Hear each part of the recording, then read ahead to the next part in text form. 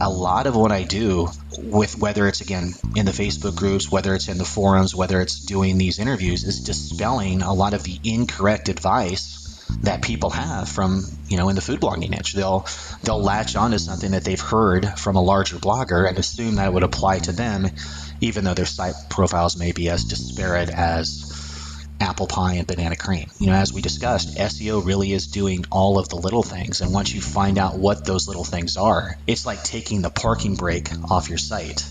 You just leap forward in Google and the results are amazing. That was Casey Markee, and this is episode number 124 of the Chopped Podcast.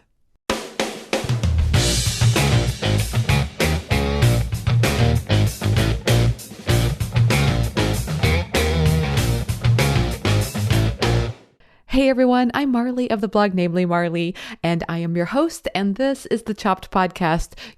This is the podcast designed for people just like you, bloggers who love food. So my hope every week is to share with you thoughts, stories, interviews, everything related to food blogging so we can all learn together about what works with food blogging, and maybe even a little bit about what doesn't. Just a really quick shout out to everyone who sent me messages, particularly this week. I started this Monday. I think I'm coming down with a little bit of a cold or something. I don't know. I'm a little congested, not feeling so great. And I think Monday felt a little bit like, do you ever have a day like that? And so Monday came along and I was not really excited about it. And I received some emails in my inbox of people who were expressing gratitude for the Chopped Podcast. And I just want to let you know that you really turned my week around. So I really appreciate you. And I appreciate, you're reaching out like that. It really made a big difference. And thanks. I think we all need those little shout outs sometimes, don't we? Yeah, I think so. So glad that you're all loving the show. And I'm really glad to be here with you all today. So let's get to today's episode. Today, I'm talking to Casey Markee. He's with the site MediaWise. That's spelled with a Y, not an I. And I'm sure you've heard of him before. He's either on some Facebook group that's about food blogging that you're a part of, or maybe you've heard him speak at some conference. For example, he just spoke to a packed room at the International Association of Culinary Professionals, or he's obviously been at other conferences as well. So I know that you've heard of him, or if you haven't, you're going to be in for a really great treat. Either way, you're going to be in for a great treat today. He is a guru of search engine optimization, otherwise known as SEO. And although he works for a lot of big companies, he's taken an interest in food blogs, and he's worked with some of the big ones, some of the big sites that you know of. He has probably worked with them, and I don't want to say for sure because I'm sure there's some confidentiality and all that as well. But he's worked with a lot of big sites, and that has just really given him some really good key insights on what works with food blogging as far as SEO is concerned. I love that Casey's advice is this combination of like tough love and precision. I mean, he says it exactly the way it is. He doesn't mince words and he gets straight to the point. And I think sometimes that can be, I don't know, I can imagine where some people might take that as a little harsh. Personally, I love it. It's just like, we're not mincing words. We're not messing around here. We're getting right to it.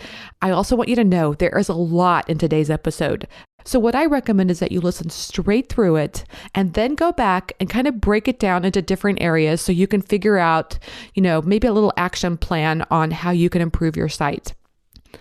There's a lot of myths in food blogging, particularly as it relates to SEO, and Casey dispels a lot of that. So I think he thinks of that maybe as his job description in some ways. I think you hear him say that actually somewhere in the podcast episode. But like I say, I think a lot of us might hear some big food blogger say that they only do A and Z. And we take that as the gospel to say, oh, I only have to do A and Z to have a successful food blog just like them.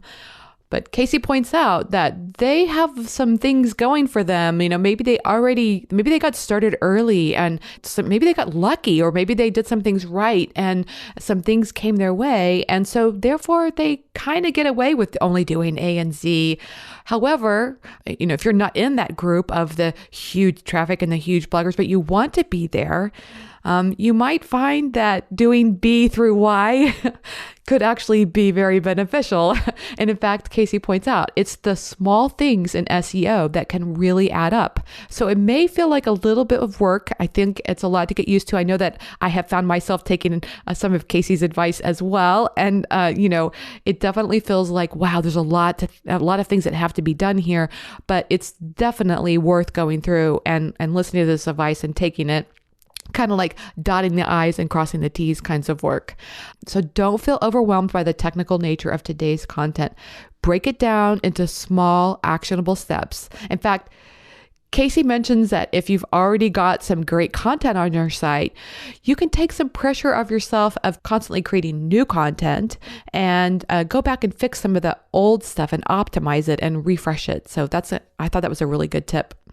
Okay, there is so much to today's episode, and I am really excited to share it with you. So let's get straight to it. Here's today's feature interview with Casey Markee.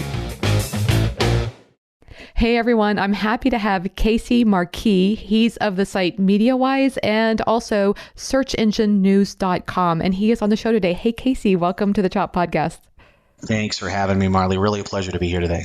I have to tell you, I am really looking forward to talking with you, even though the topic that we're going to talk about is very technical, which is SEO and all the technical side of food blogging. What is that about you that makes you interested to talk to, even though it's such a tough subject? That's a very good question. I think what drives me is just the fact that there's just so many misconceptions in the niche. Yes. I mean, I've been fortunate to work with food bloggers for several years now, and a lot of what I do, whether it's on the forums with Food Blogger Pro, where I'm on staff there, or with any of the dozen of Facebook groups I contribute to, is giving someone a no-nonsense, this is what Google would say with regards to your situation. Yes. And I don't, sometimes I try to sugarcoat it, sometimes I don't, but there's just a lot of incorrect information in the niche, and people rely on that because they have heard it from someone else who, is not in SEO. So I try to take the educational approach first whenever possible. I love it. So I really am looking forward, and we're going to dive into this and provide a lot of great information to everybody. But first, I think it might be helpful for everyone to understand a little bit about you. Can you talk about your background and how you ended up where you're at right now? Absolutely. So I've been doing SEO since about 1999. I initially got started after I met my wife in law school in 97, and she ended up being a much better law student than me. As you're from Missouri, I'm originally from Kansas, and I had never even seen the ocean until 1997, late 1997. Source of distraction. Incredible source of distraction. Came to San Diego, living on the ocean with two roommates. Yeah, I had a hard time going to school. I bet. So long story short, I ended up, I met my wife there. She ended up staying in law school. I transferred over to an MBA program and started working with San Diego startups, various San Diego startups in internet marketing, and kind of took off from there. We had a couple companies that I consulted for that were sold, and I hung out my shingle for MediaWise at 99 and been providing consulting services for companies big and small ever since. Now, where does the Y come from? Because your Wise is spelled W-Y-S-E. Exactly. And I think the reason that was because the other domain was taken. Oh, that makes sense. Okay. Right?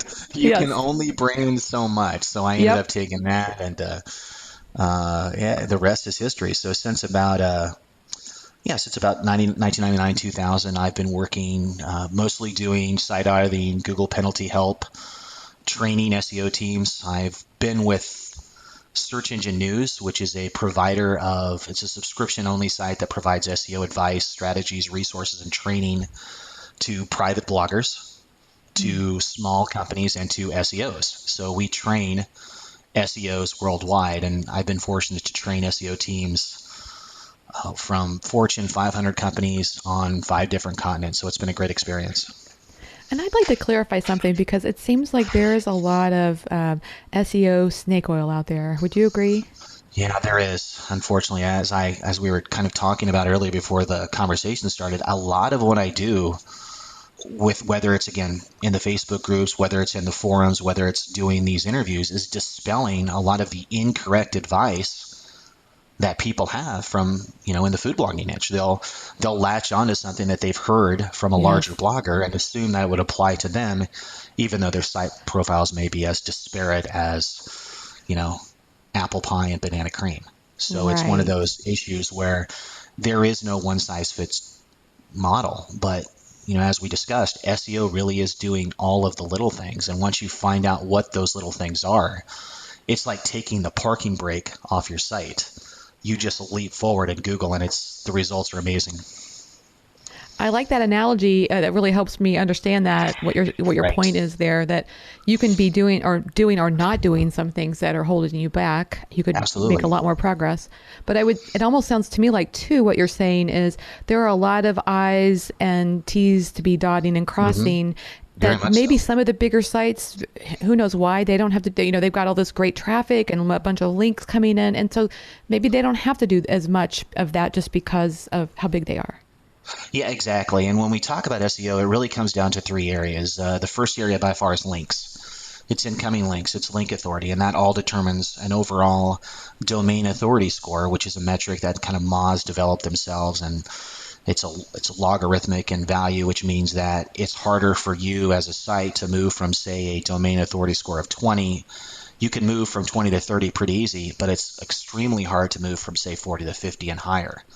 And Mm. domain authority is kind of an overall value of how strong your site is. And, the stronger your site is, the better chance you have of having those recipes you publish get an initial boost and kind of popping on Google page one, because that's really kind of the secret there, is that you've got super big sites, whether it's, Simply Recipes, maybe it's Pinch of Yum, maybe it's some of the other large sites like All Recipes, that they can publish, honestly, anything that they initially publish is going to get higher consideration than the average site. They're going to immediately pop onto Google page one. Google's going to use that time to accumulate some signals and then re-rank them over the next couple days or so.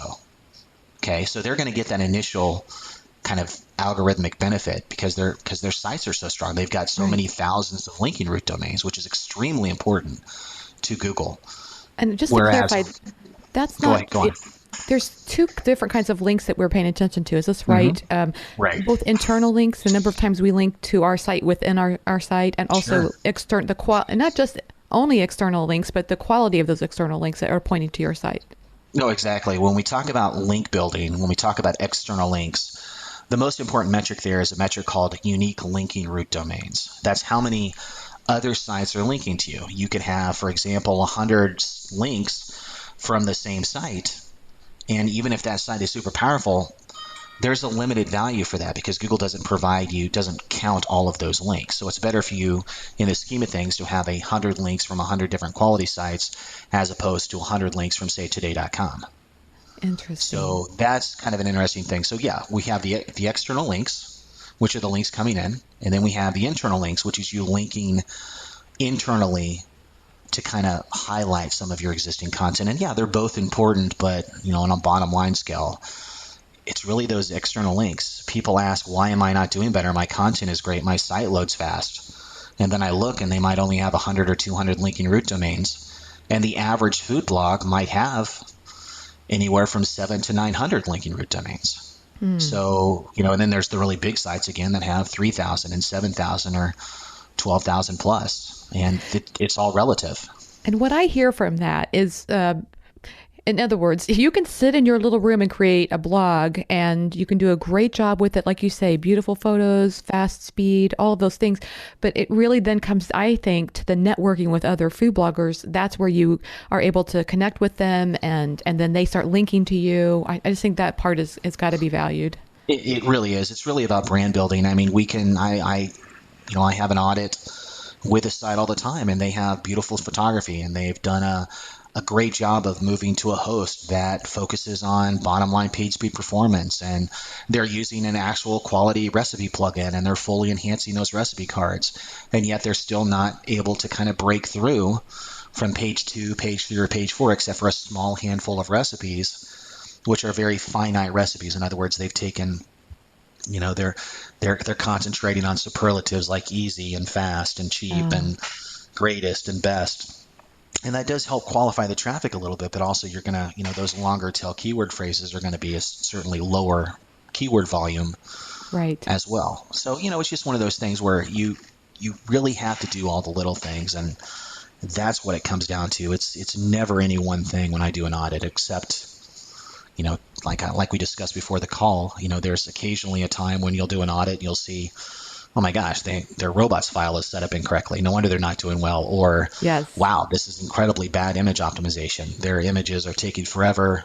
Yeah. It's causing the server to time out. Google's not crawling the site effectively. Little things like that. But usually it's a combination of a multitude of issues which all add up to one thing, and that's suppressed organic rankings in Google. Oh my God, Casey, you're like a crime detective, huh?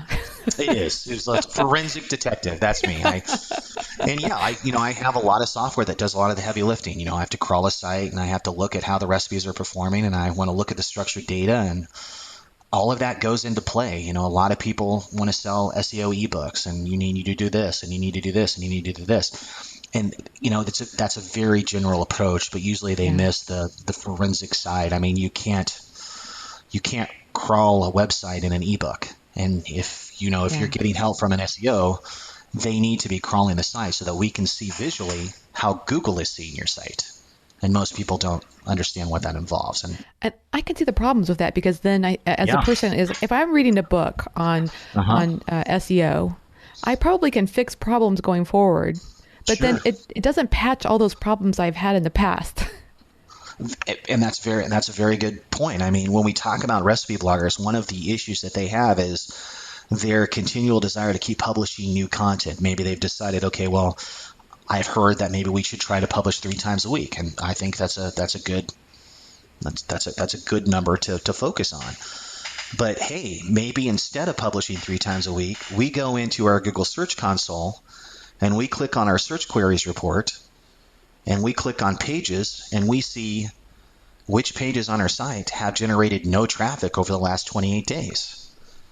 And then we start making a list. Okay, well, here's a list of 100 posts on my site I've been publishing since 2011, and none of them have generated traffic in the last 28 days. So first thing I might do is, okay, well, these are seasonal. Clearly it's January, so no one's going to be visiting these July 4th, Halloween, yeah. cupcakes or Halloween Uh-huh. cookies. So we eliminate those. But then we look at the recipes that we know shouldn't have a time decay issue. Some, recipes that are going to be as relevant in January or February, since that's when we are now, as they would be in July. And so then we look at those recipes and think, oh my gosh, those pictures are not great. I am so much better now. Or, Yes. wow, that content, I could freshen that up now that I know that, I Keywords, should be yeah. looking at related keywords and stuff. Or, goodness, I forgot to put a meta description here. Or, wow, that URL is very, very long. And so you want to look at updating and republishing more of your older content, because that's the secret. If you can update and republish some of your older content, it's going to make your editorial framework a little faster. You won't have to continue to publish new content 3 times a week going forward because you have all this old content that you could update and refeature. And that's really one of the secrets of successful long-term sites, is that they understand that maybe the content wasn't as great that first time. Maybe Right. we've improved our approach. Let's go ahead and update and reshare that and feature it anew, and we'll get the benefits from that. What would you say to somebody that looks at posts that are no longer getting traffic, that they realize it's no longer actually even related? Like maybe their content topic has evolved over the years. Would you recommend that they maybe delete some old posts? Yeah, that's when we talk about doing a content audit, which should be something that most food bloggers try to focus on at least a couple times a year. They should be taking a content inventory. They should be using, the top pages report in Google Search Console. They should be looking at maybe a tool like SEMrush, which has a built-in site auditing option, or maybe if they can afford it, sign up with Moz, which offers some great content auditing tools. And they should be looking at that old content and saying, well, it's not being read. It's not generating any recent social shares. No one's left a comment in a year. First question I'm going to ask is this something that I can update and republish? And if I can update and republish, the second question I'm going to ask is there something else related or more relevant or more timely that I can just redirect this post to? Because Mm. that's the second thing. And then the third thing, if I know 1 and 2 are not option, then the third thing is, well, I think it's time for me just to 404 it off my site. And 404s, folks, do not hurt you.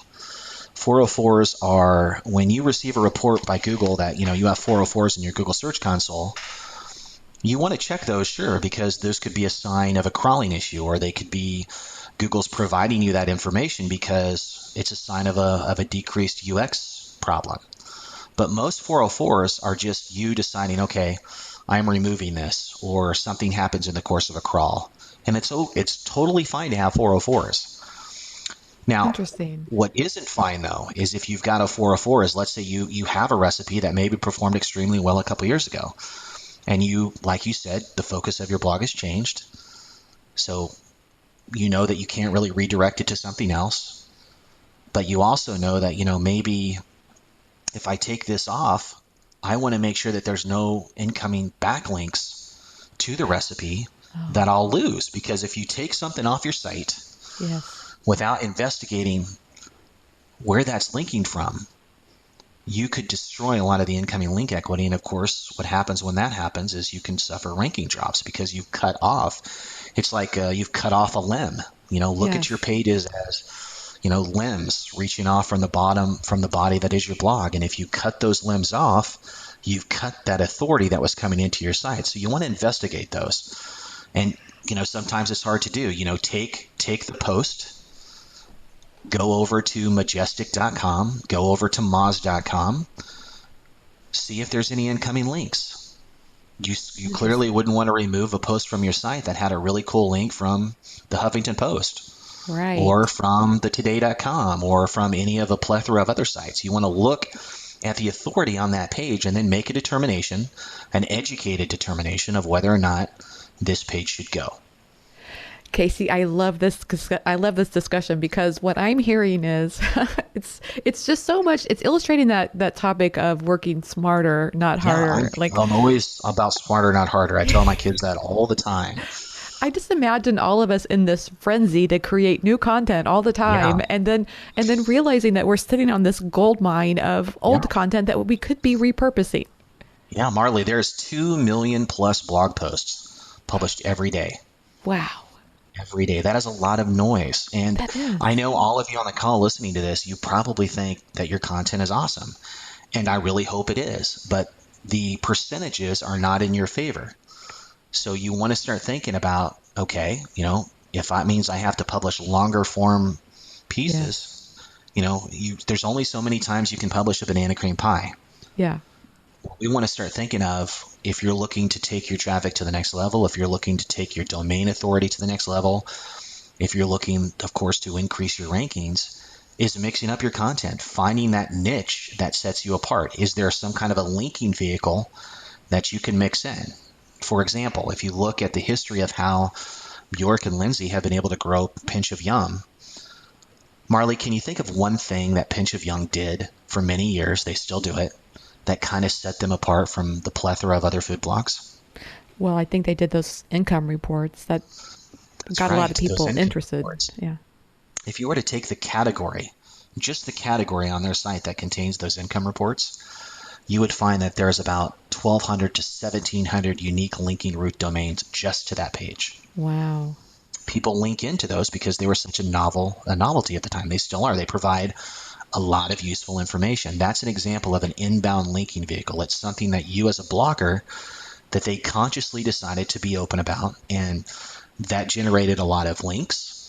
It generated a lot of press mentions. It generated a lot of notoriety in the industry, and that led them to other opportunities, Yeah. in press, which allowed them to push into other areas like launching Food Blogger Pro and launching the Tasty plugin, Yeah. and doing other things. So you as a blogger, you need to start thinking about, okay, what is it that makes my blog special? Maybe I have a tenacity for video content. Maybe I Yeah. start promoting more video content, or maybe I love crockpot recipes. Then maybe you should start thinking about a couple ultimate guides to crockpot techniques and crockpot recipes. And these shouldn't be like link pieces. They shouldn't be like roundups, is the term that's very common in your niche, roundups. Yeah. We don't need to have just a long list of recipes. We need to have a long list of techniques, tutorials, tips, tricks, insight information that sets that resource apart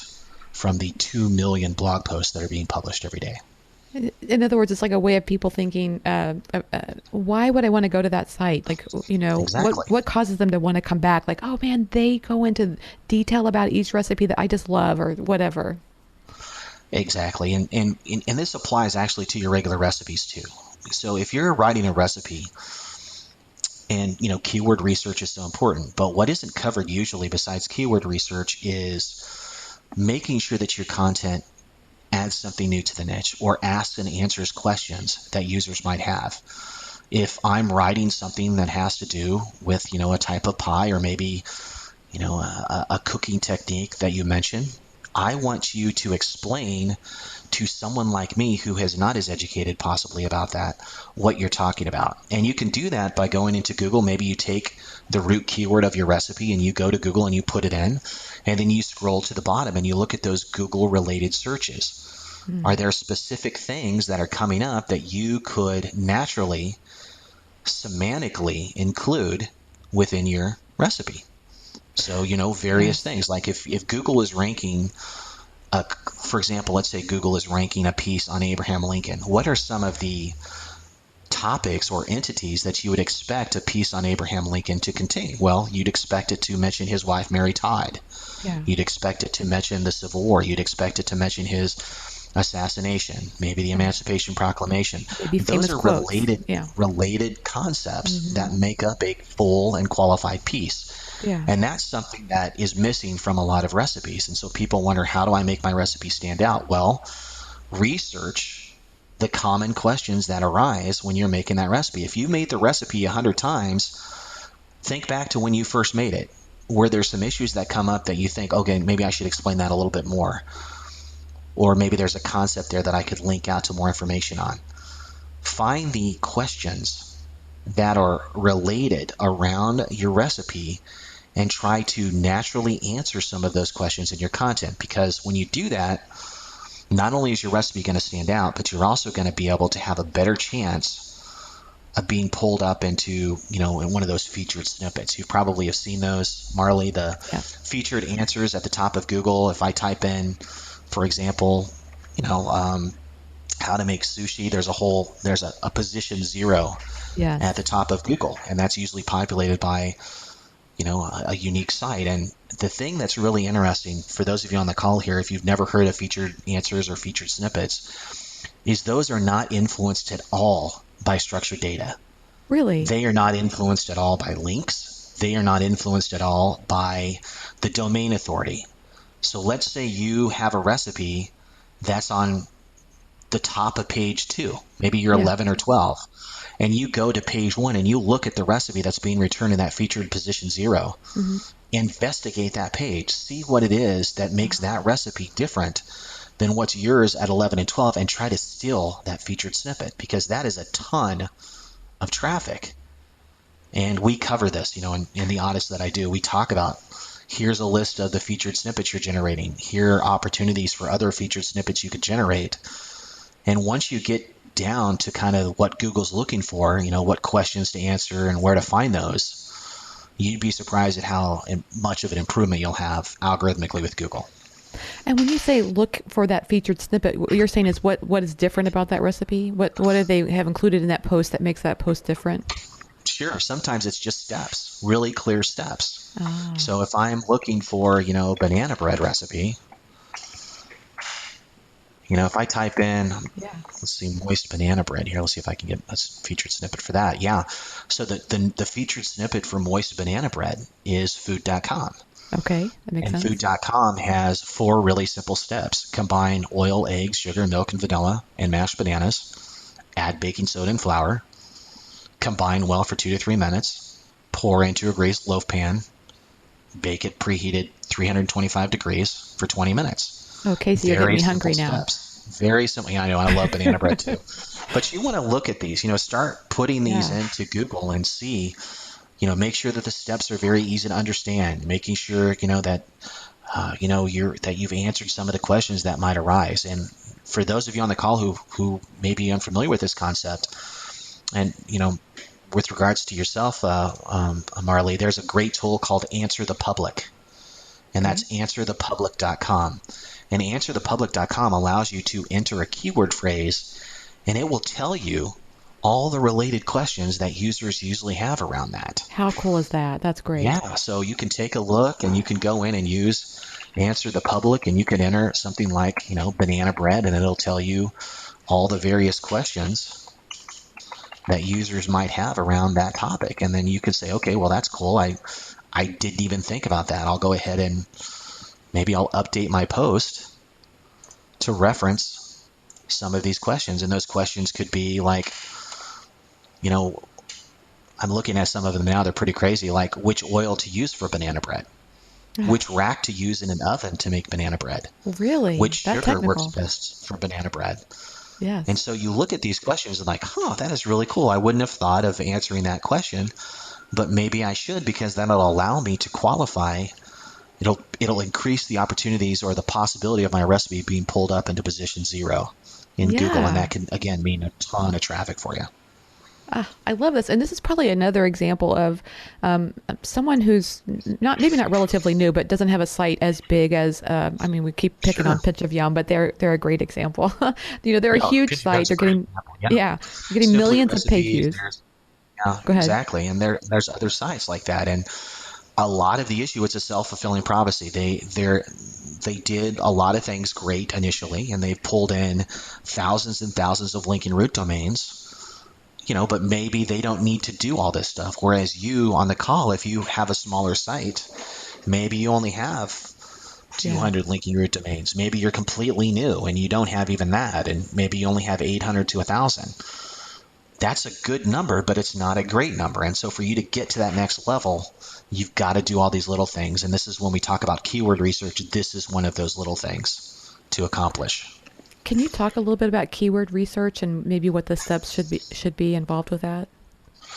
Well, I know it's been covered a lot on some of your previous podcasts. So, again, when we're talking about keyword research, again, it's important, but I don't want it to always be the main focus of your recipes. There's so much other stuff that goes involved in it. Yeah. But if you're looking for a keyword phrase, again, if you're a smaller site, use a modifier.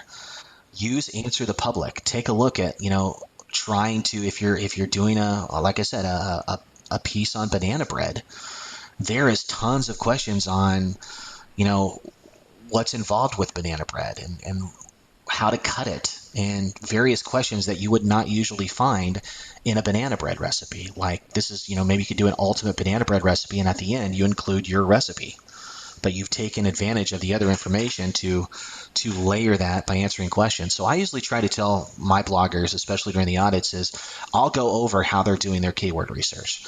Are they using a tool like SEMrush? SEMrush is probably the best tool out there for keyword research. It used to be Google, the Keyword Explorer, but Google kind of pulled that back. So unless you have an advertising account now, you're not going to get volume information. So instead, you want to use a tool like SEMrush, which is going to allow you to provide, it's going to have the volume information you need. So use that first and then pull But it's that not free, keyword right? out. Yes, it is free. I have a paid version, which provides me a lot more bells and whistles. But if you were going to invest in a keyword tool long term, SEMrush is a good one. It costs you about $70 a month at the lowest level. That might seem a lot for most food bloggers, but it pays for itself, because not only do you have the ability to do keyword research, but you can also do that featured snippet research we just talked about. You can actually track all your featured snippets in there. You can actually do auditing within SEMrush. You can actually track your competitors. You can make a little bucket so that you can see how various recipes are doing over time. Lots and lots of tools in there to use. Nice.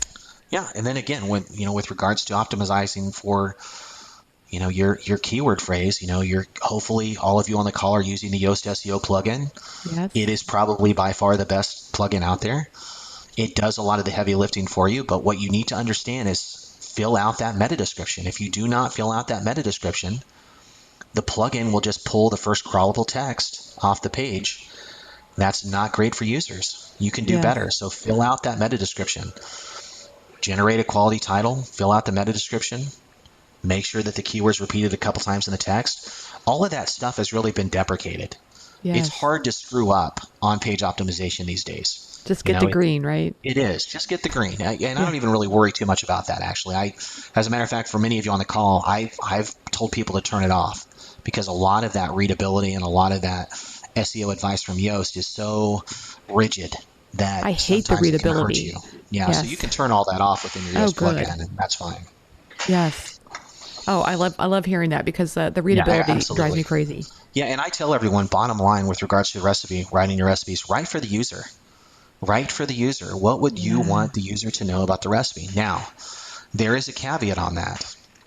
Google has continued to push out a lot of algorithmic updates that they do not publish. These updates are called phantom updates, and they just had another one in February. It happened on February the 7th. So if you're on the call today, please do yourself a favor, go into your Google Analytics and look at your traffic from the week.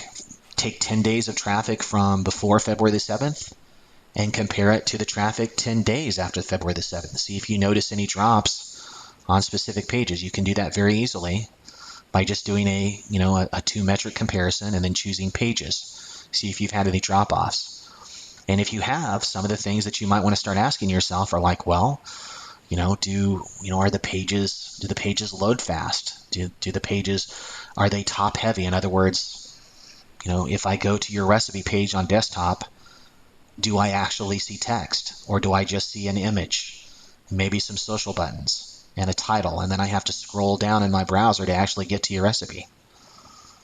One of the other things you want to think about with regards to those recipes is also, do I have a lot of unrelated text? And this is kind of an interesting situation, Marley, and this might be news to you as well.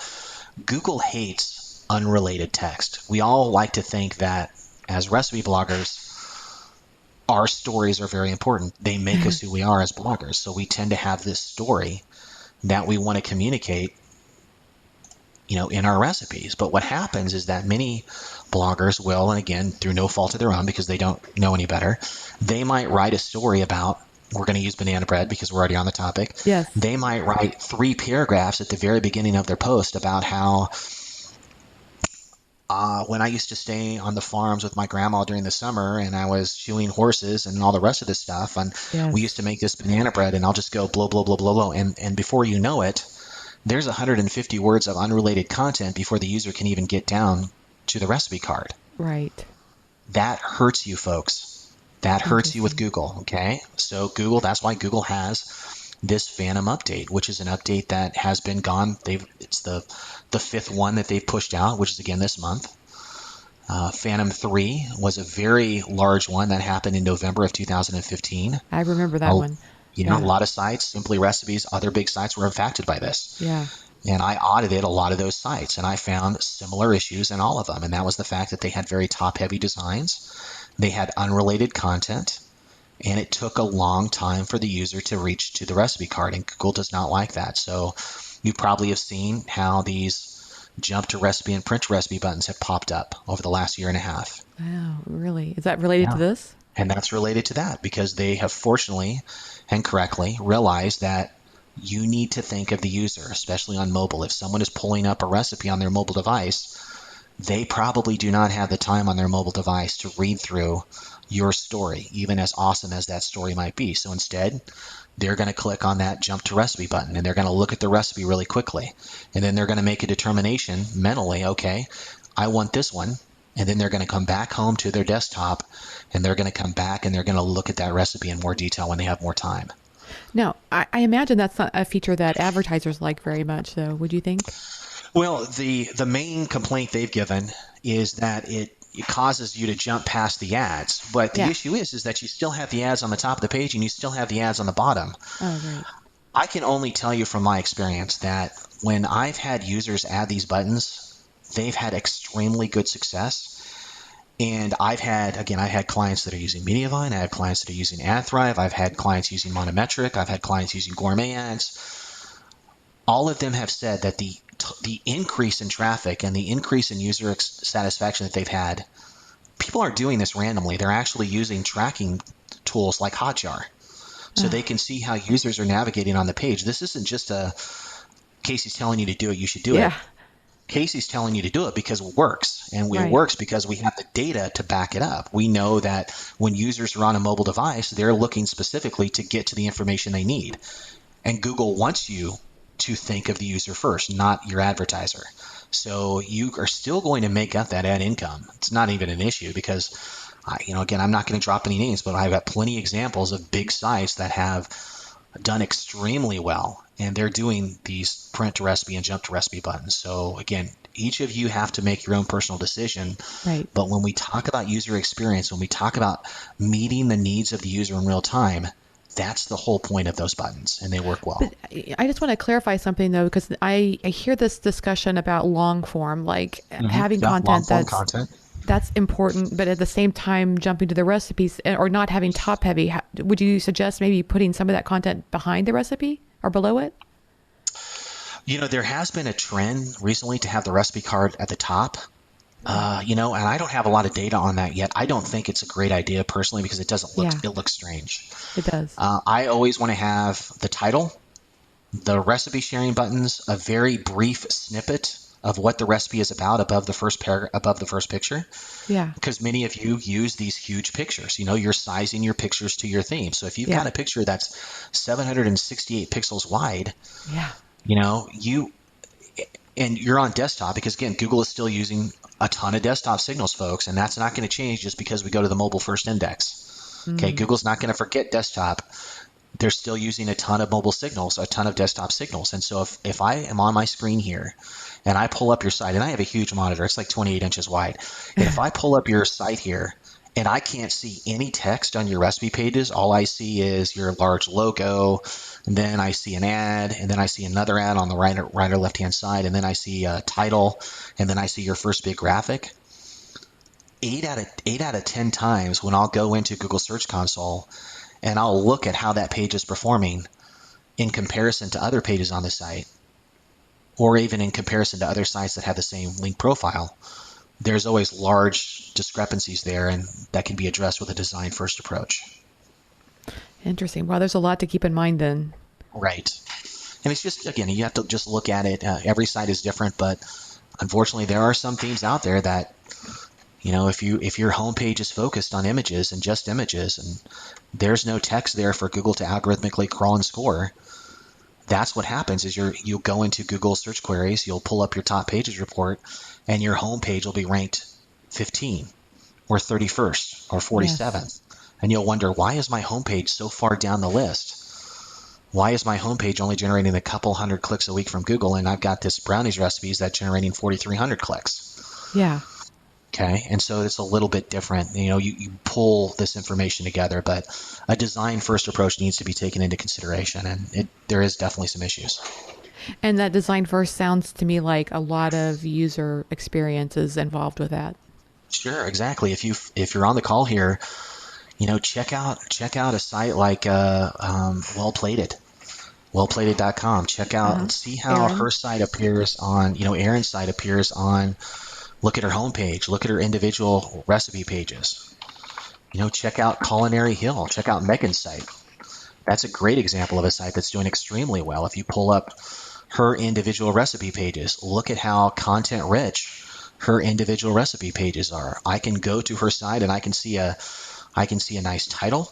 I can see print to recipe and jump to recipe buttons. I can see really nice looking social, I think she's using social warfare, which I'm a big believer in, but if you're not, it's not a big deal. And then you see she has a couple text, like sentences that she's done. It's a teaser of the recipe, and then you scroll down, and then you get into her actual photography, which of course is beautiful. Right. All of that adds up. So think about that, because if you're It's a asking complete yourself, picture. why am I not doing better? Well, look at it from Google's standpoint. Have you set your content up in a way that meets the needs of the user? And also, I think what I'm hearing you say too, it is important to stay up to date on these updates because you could be working on Right. the things that happened in 2015 and just in February, something different happened. Yeah, I mean, the good news is that most of the stuff that we're talking about today is never going to go out of style ever, because they're Yeah. best Okay, good. practices, and a best practice is not time sensitive. It's like using the right plugins. There's a lot of plugins out there. I mean, there's something like, oh Yeah. my goodness, I was just talking to a blogger today, and she said, oh my gosh, for some reason, I'm starting to have issues with my plugin. And I'm like, well, what plugin are you using? I'm using YumPrint. And I'm like, okay, so YumPrint was discontinued 2 years ago. And if you're using a plugin that was discontinued 2 years ago, it only takes a couple updates from Google to Yeah. have issues. I mean, think about how crowded the space has been. This is just a very quick list of the plugins that I've dealt with over the last 6 months. Big Oven, Meal Planner Pro, Cookbook, Tasty, WP Recipe Maker, Simple Recipe Pro, Zip List, Recipe Box, Zip Recipes, Easy Recipe, Yumly, Yumprint, WP Ultimate Recipe. That's a lot of plugins. Yeah. Okay. Now, let's say we wanted to take a look at, Google's been pushing a JSON approach, Yeah. JSON LD, which is a type of structured data markup that Google has been pushing for a while. For those of you on the call, everyone pronounces it JSON. It's actually JSON, which is funny. Oh. The designer has said, "Hey, you pronounce it correctly. It's JSON." But nevertheless, we all pronounce it as JSON, and that's fine. So JSON LD is a type of structured data markup that Google really likes, and fortunately, many of the plugins made the correct decision, starting with WP Ultimate and WP Recipe Maker. They made the decision to start moving away from micro formats to, JSON LD, and the results have been very good. I mean, there's less code, the code loads faster, the code's prettier. The issue is that the reason that JSON hasn't become honestly the standard for every plugin is that Pinterest is such a big deal. Pinterest is a huge deal for food bloggers. Right. And Pinterest has been dragging their feet about converting their rich pens from micro formats over to JSON. Why are they doing that? Yeah, that's Pinterest. They're just not Yeah. ready to do it yet. So because of that, you have to use a specific plugin that has two recipe cards. One recipe Oh. card is in JSON, so you can be as optimized for Google as possible. Again, though, the Google has teased many of us at conferences, whether it's SMX or PubCon, that they think they're going to eventually make structured data a ranking factor, but that's not the case yet. But they have said repeatedly that JSON is their preferred format. So you've got one recipe card in JSON, but now we've got to optimize for Pinterest, who's been the bad kid on the block who won't update. And so we have another recipe card with duplicate information in micro formats. And Google says it's totally fine. We have the text, we have the information directly from them. It's totally fine. So now you have plugins like, the whole amount of plugins that we have are Meal Planner Pro, Cookbook, Tasty, WP Recipe Maker, and WP Ultimate Recipe. And I think Simple Recipe Pro as well, and Zip Recipes. All of them are actually updated regularly, but the only plugins so far that actually are using, that I can confirm, that are using both a JSON card and a micro formats card are WP Recipe Maker, WP Ultimate Recipe Maker, or WP Ultimate Recipe, Tasty, which is from Food Blogger Pro and Pinch of Yum, the Cookbook plugin, which you've heard a lot about, and then Meal Planner Pro. Commodore kind of drug his feet a little bit, but he got on board, and now he's updated Meal Planner Pro to work with JSON. Now, the issues are really that you could use all of those plugins I spoke about and be okay. You would just have to make sure that you fully fill out your recipe card. And this is where there's some confusion that lies with regards to the recipe card. Google has this thing called, it's called a recipe carousel. You've seen it on mobile. Yeah. I believe I heard some people refer to it as the shelf, but it's not the shelf, it's the recipe carousel. Yes. And these carousels are generated on mobile devices. You want to be in those recipe carousels, but the recipe carousels tend to favor large brands. So that's why that there are some sites that they might be able to get away with using Easy Recipe, which to me, again, I know they had issues, but still hasn't been updated, still not using JSON, not a plugin I recommend. But that's why you see a lot of sites that are still in the recipe carousel on mobile that don't fill out all their attributes. For example, if you have a recipe card, and so in your case, you might have, maybe you didn't fill out aggregate ratings because no one has come and rated the recipe. Okay? Maybe you've decided and made a personal choice that you don't want to include nutrition information. So therefore, you don't include nutrition information, and thus you have an error in rich card markup. So when you have those errors, Google says right on the rich card report in your Google Search Console that if you don't fill this stuff out, it will decrease the ability or negatively impact the ability of your content to rank. I mean, it basically says errors or omissions in rich card data can reduce the feature set available to your card Wow. or prevent the card from being processed entirely in the carousel. Mm. So those of you, I mean, I hear this all the time about, well, geez, I'm not going to fill out nutrition information. I'm not going to fill out aggregate ratings because there's sites that are showing in the carousel without that information. And you're absolutely right. That's happening. That Apples and is oranges, though, right? yeah, and that's apples and oranges. Those Yeah. sites have a lot of other characteristics that are overcoming their poor optimization, because that's what it is. Now, for those of you on the call, you are in an incredibly competitive niche. You need to be doing everything you can to bring those recipes from partially enhanced to fully enhanceable, which means all green. You do that and you are setting yourself up for future success. This isn't even in doubt. If you don't take Okay, anything repeat else that, away, Casey.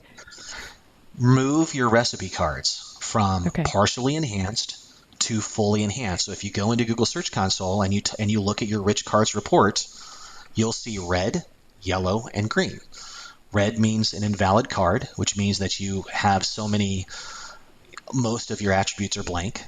Yellow means that you have some of your attributes filled out, but maybe you're missing nutrition, maybe you're missing aggregate ratings, maybe you're missing the description field. And then you have green, which means that Google has crawled that card and is like, holy cow, this is fully enhanced. It now absolutely qualifies for the possibility of inclusion in the recipe carousel. Mm. Wouldn't you rather err on the side of caution and make sure that all of your recipes are fully enhanced so that you Yes. have at least the possibility in such a competitive niche to stand out? Because that's really, when we talk about best practices, that's all I do is I just tell people, you're not doing this, you're not doing this, you're not doing this. If you do Yes. this, this, and this, here is the result that can happen for you. You'd be like that kid in the front of the class that always has their homework done, and Google is the teacher going, I want to call on you.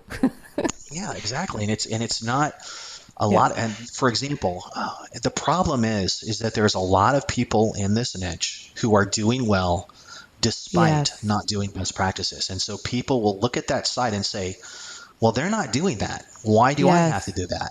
And then I'll do their audit and say, it's because of this, this, and this. And they could even probably be dispelling information because things are working Sure. so well for them, and people are Absolutely. asking They're for out, their advice, they're not they're out there realizing. and they're like, yeah, Yes. I never had to mark up. We don't mark up our nutrition and we don't mark up our Yes. aggregate ratings, and yet we're still being pulled into the recipe carousel. I'm like, yeah, you're being pulled in because of this, and this. Yes. So for those of you on the call who want to stand out in an extremely crowded niche, SEO is all about doing the little things.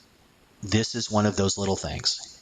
If you don't want to do nutrition, all you need to provide is calories. Calories is all that is required on the nutrition side for you to fulfill the rich card requirement for Google. That's it, calories.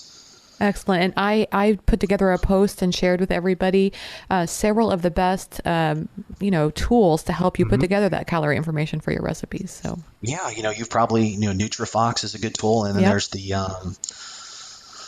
what is it, FitnessPal, Yes, MyFitnessPal, which has a that's a great great one. calculator. And the issue is that those will, and those are separate, just so that there's no misunderstanding for anyone on the call. Those recipe cards, those nutrition labels, that's not structured data markup. That's a visual representation on the page.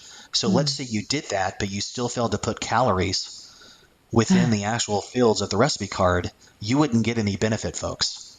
Wow. So be sure you understand that just because you have a recipe, just because you have a nutrition card, that's a visual representation of data that you've entered, but it's not data you've entered directly into the recipe field. So, use a plugin like WP Recipe Maker, which Yes. has that right there. You just pop in the values and boom, it pops up. The data is structurally generated. You're good to go. Yeah, perfect. So, and then I think what I'm hearing you say is you could also fill in some of the other data. Maybe you're more worried Yeah. about carbohydrates or Oh yeah. protein, but if you've Totally got up to to fill you. out the calories. Exactly. And I totally understand.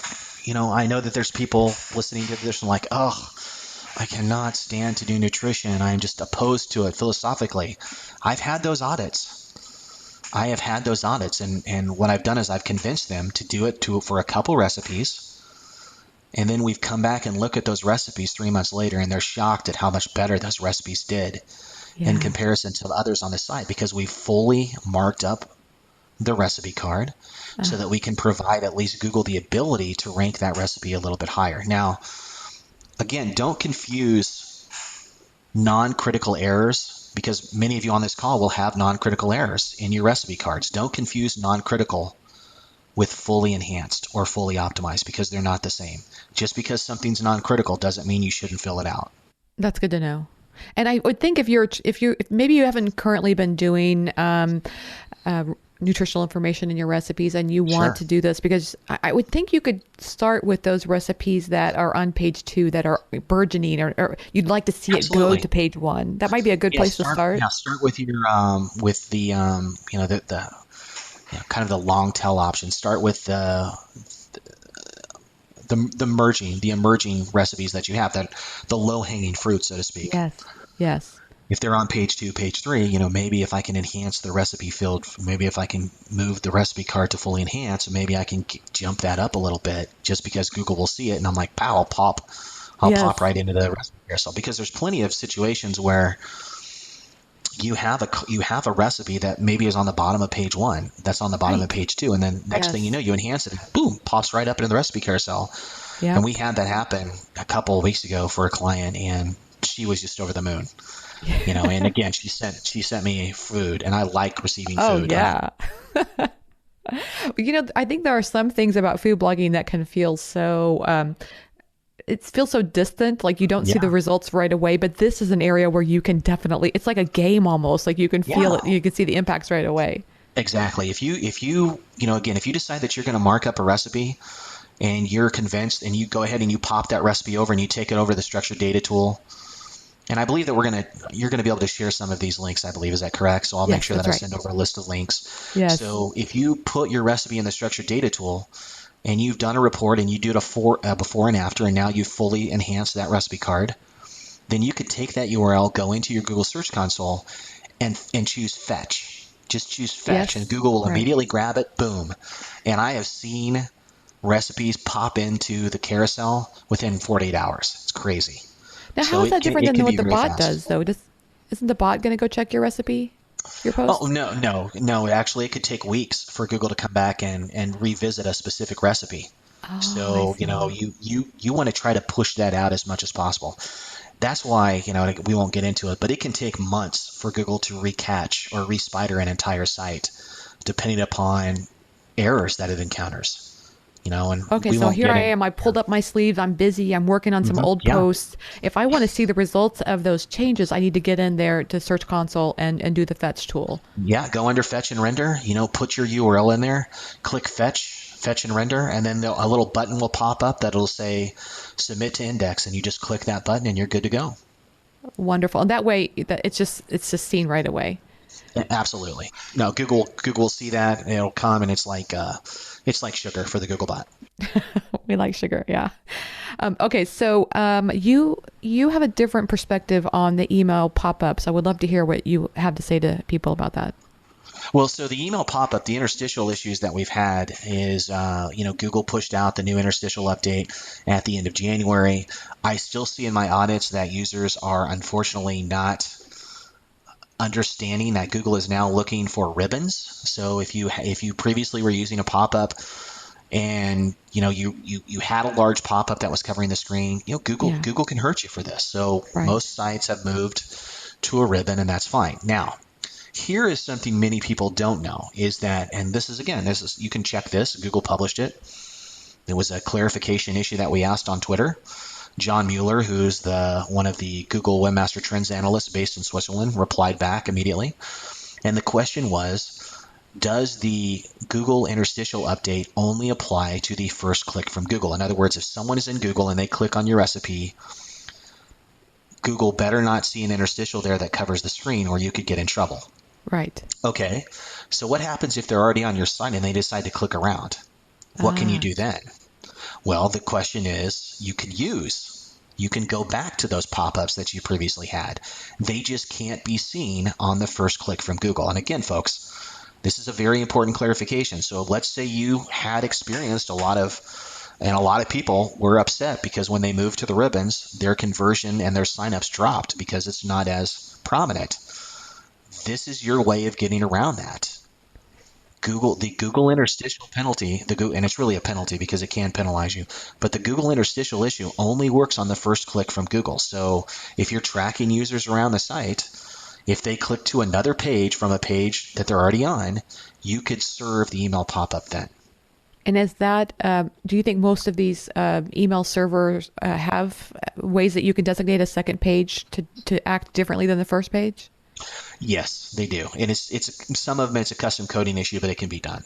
Okay, got you.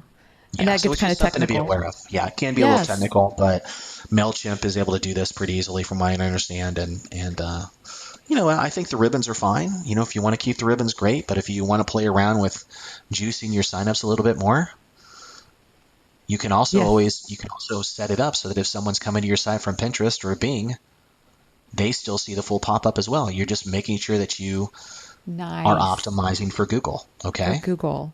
Yeah, this is a Yeah, Google only issue.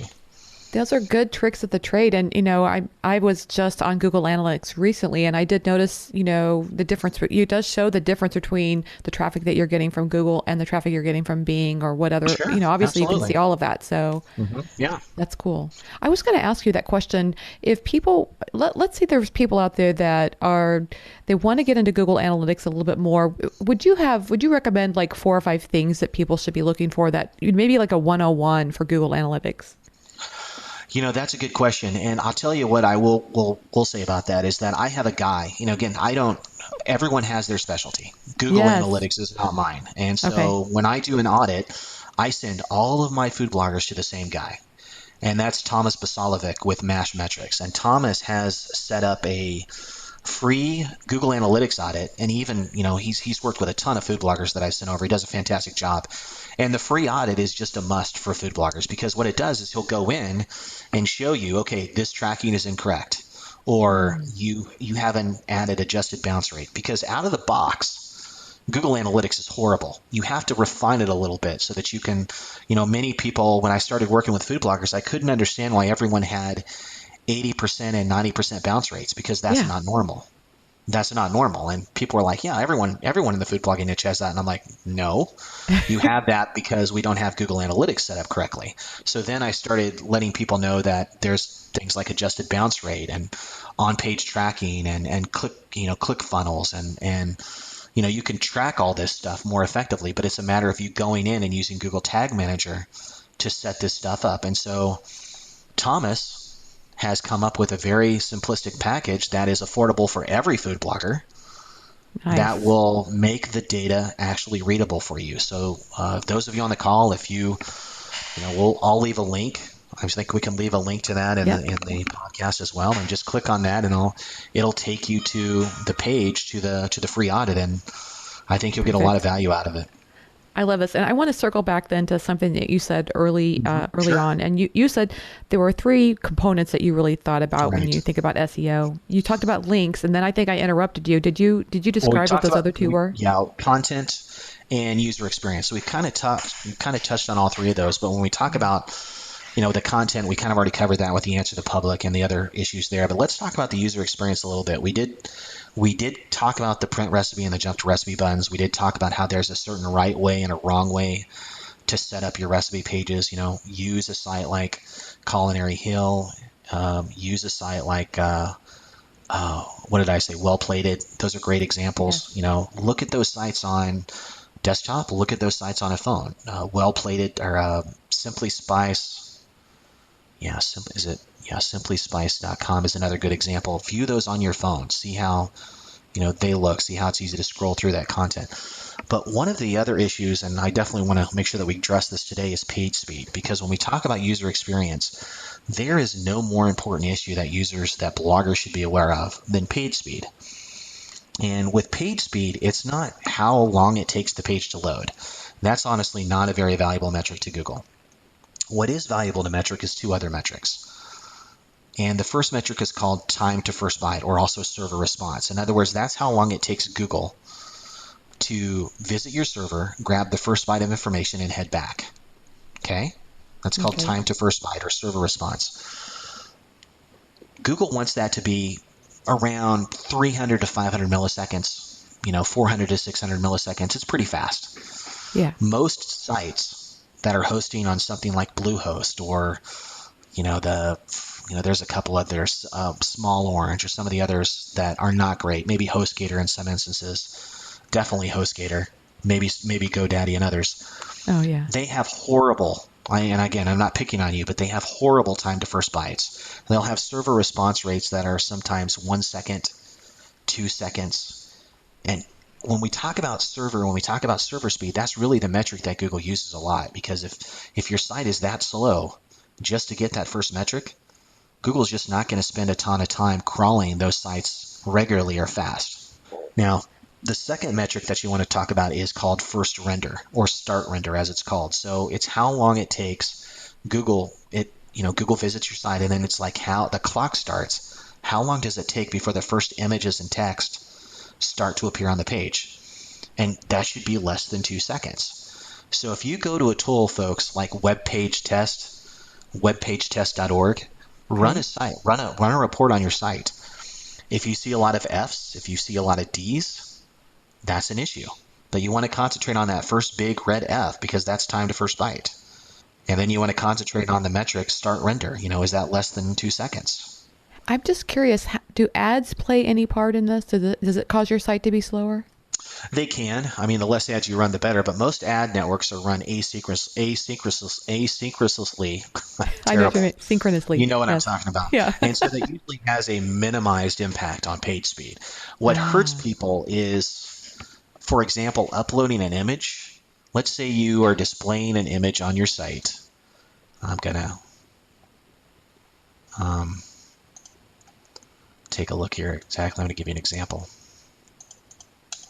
Let's say you're displaying an image on your site that is, 700 by 500. Okay. But you uploaded an image that was 1500 by 1000. Okay. Every time that you do that, you're requiring your theme to resize that image to fit the space available. That's called a rendering, and that kills your page speed. And this happens a ton with food bloggers, because if you're going to upload an image for a 700 by 500 space, upload a 700 by 500 space. Okay, because that's really where the big benefit is. If you're making your browser go through all of these round trips to render content, that hurts you. You also, next, you want to start thinking about using a quality caching plugin, something that's going to do a lot of work at the server before the user even hits the page. And so a caching plugin will consolidate a lot of the JavaScript, a lot of the CSS scripts that go into WordPress as a CMS. Right. Because WordPress has, it doesn't matter what theme you're running on WordPress, everyone has the same above the fold render blocking issues.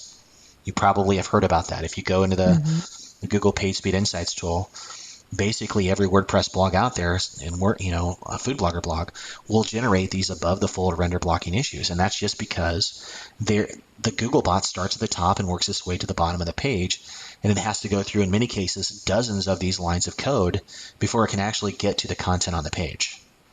Wow. So if you can consolidate those scripts, and you can do that relatively effectively with a quality caching plugin like W3 Total Cache, or a premium caching plugin like WP Rocket.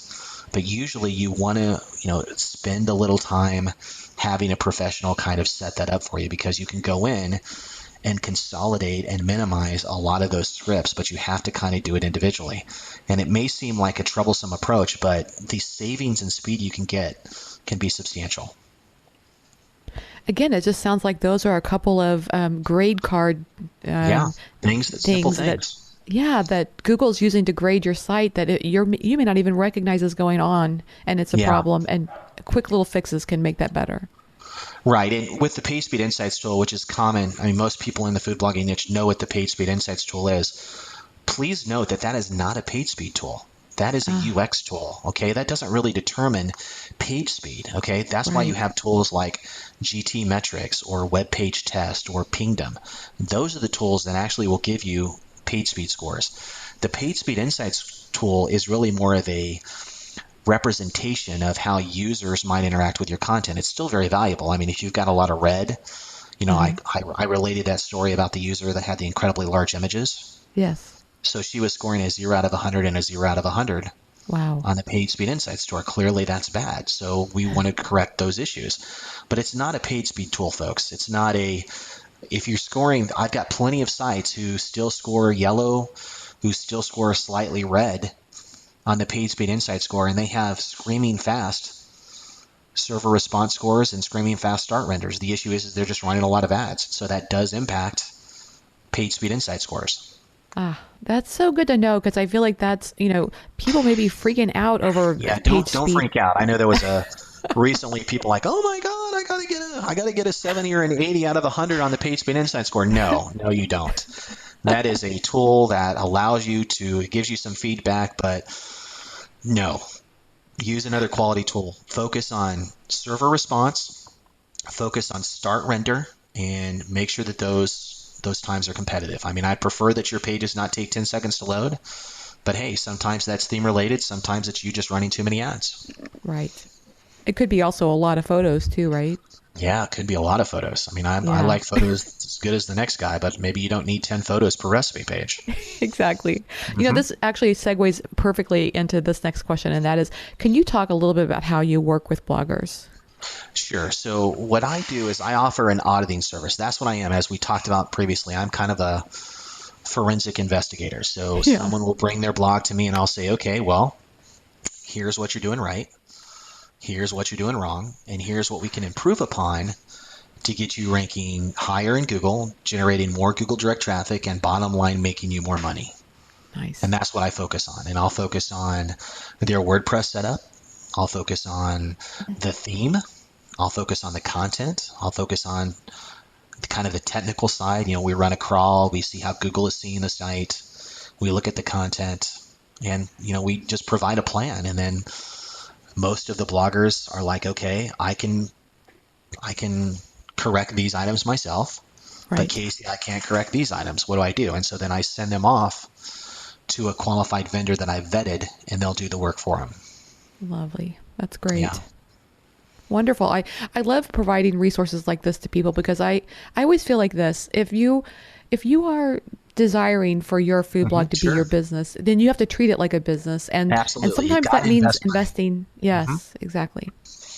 Yeah. I mean, I get some people experience some experience sticker shock when they say, okay, well, how Yeah. much is your audit? And I'm like, well, here's what the audit costs. And then they find, by the way, this is substantially discounted rate off the regular audits I do for other companies because I Right. know that many food bloggers have limited funds. And so my goal is to impress upon them that if you do the investment here, this is an investment in yourself. Right. And 6 months from now, here is the possibility of what you will gain. Yeah. And it's really that simple. I'm not a miracle worker. There's nothing special about me. I've spent a lot of time learning best practices. I've spent a lot of time when you've audited the hundreds and hundreds of sites I've audited over the many years of doing this, you see trends. You see what works, you see what doesn't work. And I've been able to apply that experience successfully to the food blogging niche over the last couple of years. I love this, Casey, just because one of the reasons I started this podcast was I kind of felt like there was a secret out there. and that my goal was to find that secret and share it with everybody. But I think what I've learned from, it's been actually this month, it's 2 years I've been doing this podcast. What I've learned is that there are it really is just about knowing the business and knowing the technical and the creative and the artistic side of it as well. But this SEO is a big part of it, like treating your posts like almost like a magazine, and it's got these features to it that then draws people in. And I don't know, Yeah, that's at least what I've learned so far. exactly. I mean, I wish that there's no magic wand. I mean, No. I always kid like, well, unless your house is haunted or you rescue a boy from a well or you're involved in a double homicide, you're not A going lot to of cat generate, videos. or yeah, you're not going to generate the kind of mentions or the kind of brand publicity that will Yeah. cause you to propel yourself Right. forward and lead to links and web mentions and the like. So you've Right. got to start small. I always tell food bloggers that focus on your brand. My goal is to put your website as your portfolio. I want to make it as Yes. visible as possible. And then I want to push you, you know, people want to have a cookbook. People want to make money from their blog. So my focus is getting them to understand that their website and them are the same. A lot of food Ah, bloggers don't want to put their name on their site. Yeah. which I thought was interesting after I first started doing this several years ago. They wanted to kind of differentiate the site from them, Huh. but I kind of had to tell them that, you are your site, you are your Yeah. brand. The more visible we can make you, the better your site will do. If you can generate, for example, one of the easiest ways to build links to your site is to monitor brand mentions of your name, is to monitor brand mentions of the site name. And Yeah. then if those are not linked to you, reach out and ask for those links. I do that all the time. People will contact me for quotes, or they'll, fortunately for you, they'll contact me and ask to be interviewed. And so I'll monitor, I'll contribute my time and resources, and then I'll watch and see, okay, well, did they link to me? And then I might send them a note saying, hey, I really appreciate the opportunity that you gave me. I also glad that you found the information helpful. By the way, do you think that you could turn that into a live link? Oh. And 9 out of 10 times, they're happy to do it because Yes. there's value to that. So monitor that. Sign up for things like Google Alerts. Sign up for sites like brandmentions.com. Monitor your brand, monitor your name, and then start thinking, okay, I'm going to reach out and I'm going to convert those opportunities into actual links to my site. This is all so good, Casey. I think we provided so much valuable information. Do you have anything else you want to share on SEO for food bloggers in general, or can we move on to a couple of fun questions I like to ask people? Oh no, please, let's do that. I think I've Okay. bored everyone enough today. I don't think anybody's bored. I'm not bored. I could talk all day about this. But okay. I like to end with a couple of fun questions just to kind of, I don't know, make it more Sure, personable. So, absolutely. okay, tell me, what's one food item you can't live without? Bacon. Yeah, I'm a huge bacon fan. No hesitation there, right? Bacon. No hesitation. You were like right where with Bacon, it. bacon donuts, bacon in my pancakes, bacon. Gosh, I had a bacon drink the other day. Actually, it was a bacon. Well, there's always the Bloody Mary. Not really a big Bloody Mary fan, but if there's lots of bacon as a garnishment, I can be persuaded. Have you played that game called Making Bacon? Making bacon. It's actually like I saw there's that, like, but no, I haven't. It's funny. there, I'm staring at my bacon clock. I have a dancing bacon clock on my you have desk. to get this game. There are these, it's like little pigs and they're kind Oh, of that's rubbery right. and you kind of shake them like dice, and the way they land ends up with points. And so if they land on their on their nose or whatever, all of that stuff Oh, I makes, see it. Okay, that yes, is funny. Okay, I'm yeah. looking at that now. I don't know why that came to Nice. mind when you talked about that, but yeah, Done and done. yes, you got to get that. It'd be great for your next It's party. like Yahtzee, the game of making bacon. Yeah, it looks like Yahtzee. That's cool. I like it. It's a dice game. Yeah, exactly. Okay, Okay, cool. you've Okay, sold me. what's the favorite app on your phone? Ooh, that is a good question. I am not a big app guy. I mean, probably the most Really? app that I use is social media, Facebook, Twitter. I do use, let's see here, looking at my phone now. No, I'm cheating a little bit, but I want to actually give you a decent I can tell answer. you don't live in the Midwest anymore because you might have said the weather app. Yeah, that is a good one, but no, I live in Southern California, so I need not, never, I don't really worry about that much. I'm going to have to Nice. say the ESPN app. I probably check the ESPN app every day.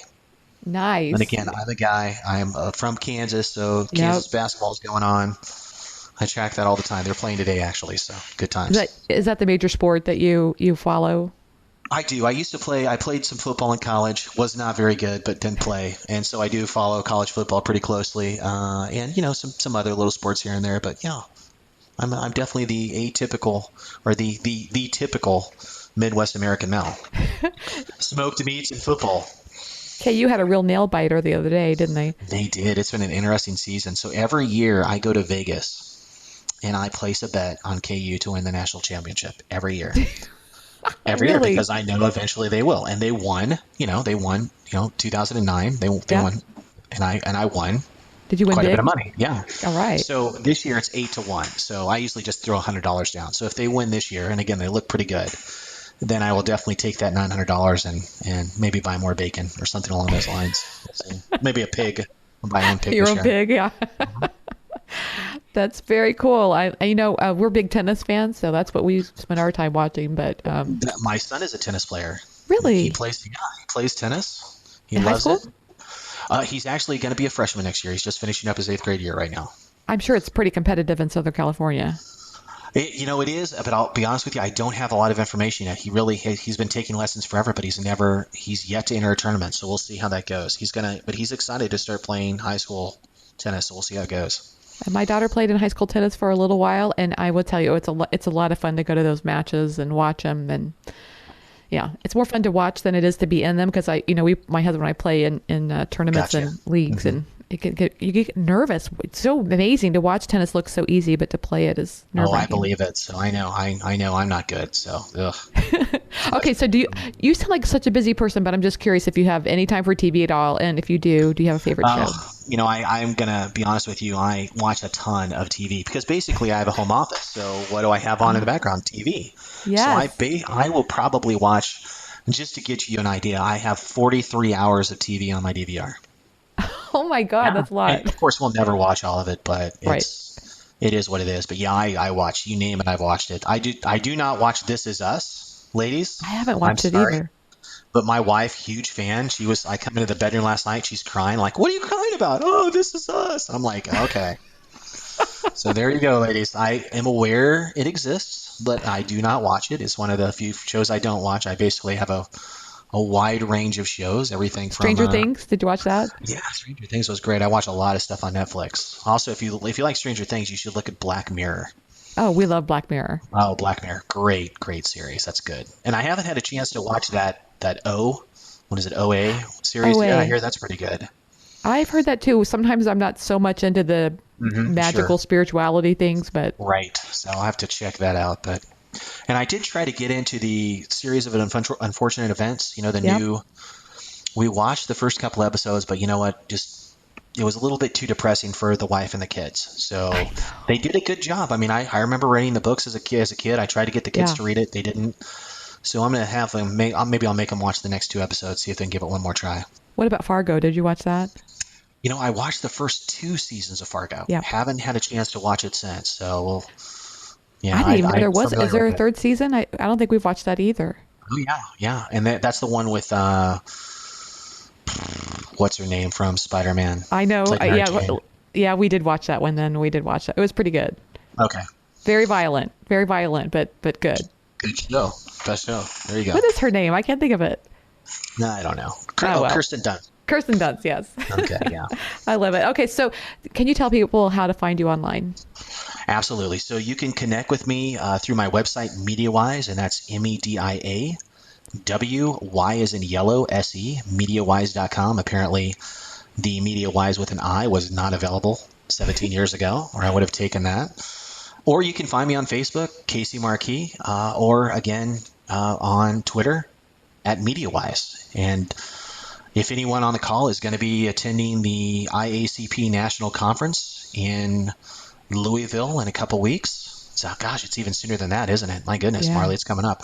I will be there. I'll be speaking on Saturday on the topic of SEO, and I will be doing the Bourbon Trail on Sunday and Monday. So if you would like to join me on that, I need designated drivers. Totally happy to do that. Wonderful. Make a note of that. Aren't you speaking at another conference coming up too? Well, there's always multiple. I'm speaking at the IACP conference. I was supposed to be in PubCon this weekend speaking at the SFIMA, the SEMA conference, but we had a family issue, so I couldn't make that. But yeah, I'm speaking at San Diego Direct. I'm also speaking at Rocks Digital, PubCon Las Vegas, a couple other ones that are coming up, hopefully. So it keeps me busy. Excellent, Casey. Thank you so much for taking the time to talk with me. I had a great time. Marley, the pleasure was entirely mine. It's always a pleasure to speak to someone from Missouri. That's it's okay. It's all right. I will overlook that. I appreciate that. And it's a pleasure. So thanks again. Really appreciate it. Thanks so much to Casey Markee for being my guest on today's episode of the Chopped Podcast. Be sure to go to choppedpodcast.com to see all the links that are related to today's episode. There's a lot there, and you can learn more about today's show, about our guests, and everything else. Thanks to everyone for your reviews of the podcast on iTunes and Stitcher and social media as well. Please keep spreading the word. It really makes a big difference.